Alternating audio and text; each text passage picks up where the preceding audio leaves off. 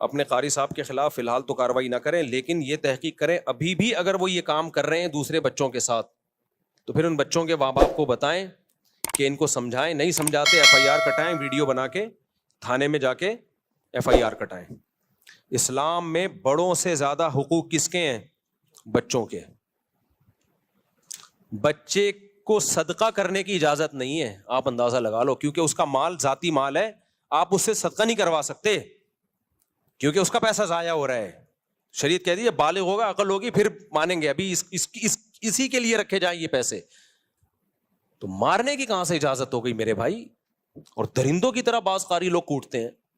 تو اس لیے مجھ سے لوگ پوچھتے ہیں کہ قاری بچوں کو مار سکتا ہے؟ میں جواب میں کہتا ہوں اس زمانے میں مارنا تو دور کی بات، کسی قاری کو، استاذ کو، چھوٹے بچے کی بات کر رہا ہوں، مارنا دور کی بات، ہاتھ لگانے کی اجازت نہیں ہے۔ ہاتھ لگانے کی صرف سر پہ پیار کرے بس، سر پہ ہاتھ رکھے بس، باڈی کو بھی ٹچ کرنے کی اجازت نہیں ہے۔ یہ فساد کا دور ہے۔ تو کسی بھی مسجد میں، مدرسے میں، اسکول میں، کہیں بھی ایسا ہو رہا ہے کہ قاری صاحب بچے کو تھپڑ مار رہا ہے، ماں باپ بولے بھائی آپ کو ہم نے پرمیشن نہیں دی ہاتھ لگانے کی۔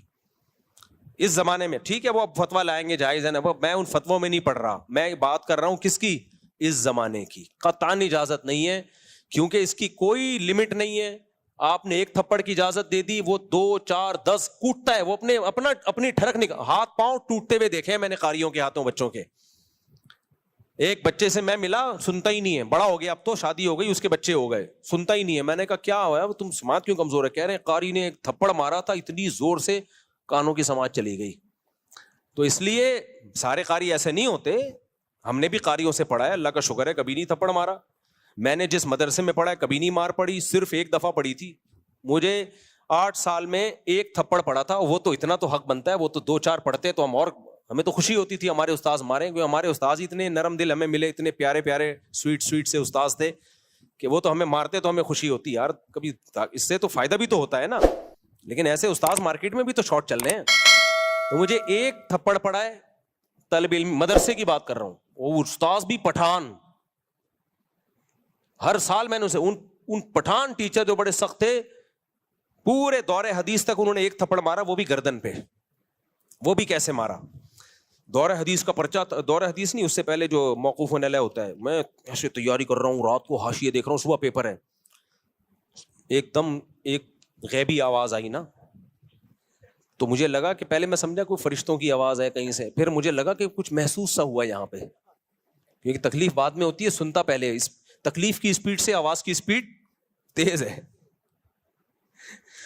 تو مجھے یہ بھی اندازہ ہو گیا اس دن کی تکلیف کی محسوس کرنے کی اسپیڈ سے جو آواز کی اسپیڈ ہے، دیکھو سائنسدان اسی طرح تو فارمولے نکالتے ہیں۔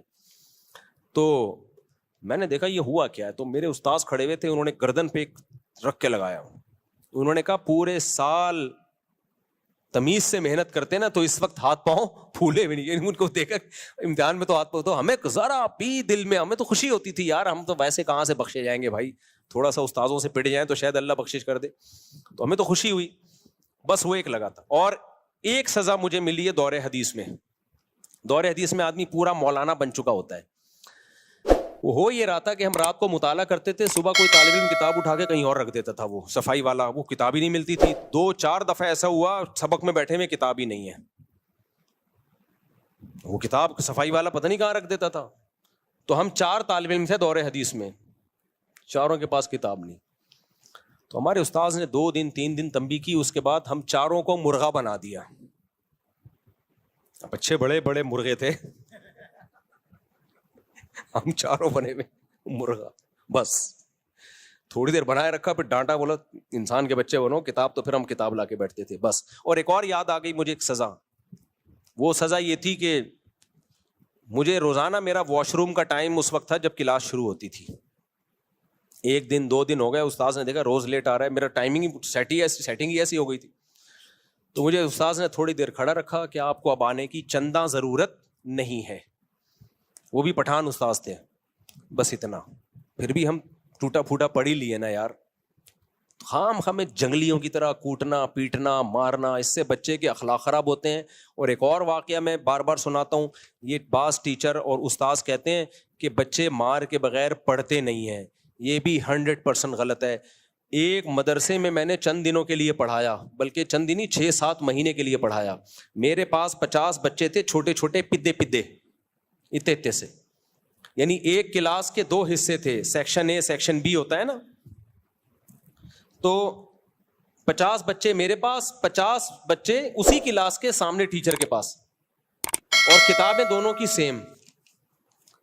میں نے 6-7 مہینے میں نہ کسی کو تھپڑ مارا ہوگا, نہ کسی کو ڈانٹا ہوگا, مزے سے گپ شپ لگا کے لطیفے سنا کے ان کو میں نے پڑھا دیا. سامنے ٹیچر, روزانہ بچے پٹ بھی رہے ہیں, کوئی مرغا بنا ہوا ہے, کوئی ایک ٹانگ پہ, کوئی ہیلی کاپٹر, کوئی بغیر کرسی کے بیٹھا ہوا ہے, سمجھ میں. اور میرے بچوں کا رزلٹ بھی وہی جو ان کے بچوں کا رزلٹ. میں نے کہا الگ الگ مدرسہ بھی ہوتا نا, میں کہتا ہے اس مدرسے کے بچے نالائق ہیں, یا الگ الگ کلاسیں ہوتی, یا الگ الگ کتابیں ہوتی, تو کوئی کہہ سکتا تھا بھائی وہ کتاب ایسی ہے جو مار کے بغیر نہیں پڑھائی جا سکتی, اور یہ کتاب ایسی ہے جو مار کے بغیر پڑھائی جا سکتی. میں نے کہا میرا ایمان اور مضبوط ہو گیا. یہ جو کہتے ہیں نا مار کے بغیر بچے پڑھتے نہیں ہیں, یہ ان کی اپنی ٹھڑک ہوتی ہے, گھر میں بیوی کے ساتھ ان کا جھگڑا ہوتا ہے, مسائل ہوتے ہیں, یا یہ خود اتنے پٹے ہوتے ہیں بچپن میں کہ وہ پٹائی آگے پارسل کر رہے ہوتے ہیں. تو ہم نے تو پڑھایا ہے بھائی ایسے, بچے تو ایسے چٹکلے سناتا تو ہنستے تھے, پھر پڑھانا شروع کرتے. بچوں کو بچوں کے اسٹائل میں پڑھانا پڑتا ہے. میں ترنم سے پڑھاتا تھا بچوں کو, ترنم سے, ایسی سر لگا کے لے لگا کے, بچے بھی وہی لے میں یاد کرتے تھے. تو آپ کے اپنی بد اخلاقی ہوتی ہے, آپ کی اپنی ٹھڑک ہوتی ہے, آپ سمجھتے ہو کہ بچے مار کے بغیر پڑھیں گے نہیں. بچے پہ ہاتھ اٹھایا, اگر آپ نے, بچہ معاف بھی کرے گا تو وہ معاف.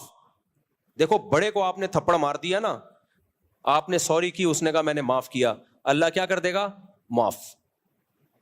لیکن آپ نے بچے کو مارا نا, بچہ 100 دفعہ کہ میں نے معاف کیا, اللہ کہتا ہے بچے کی معافی کا شریعت میں اعتبار نہیں ہے ہی نہیں اعتبار.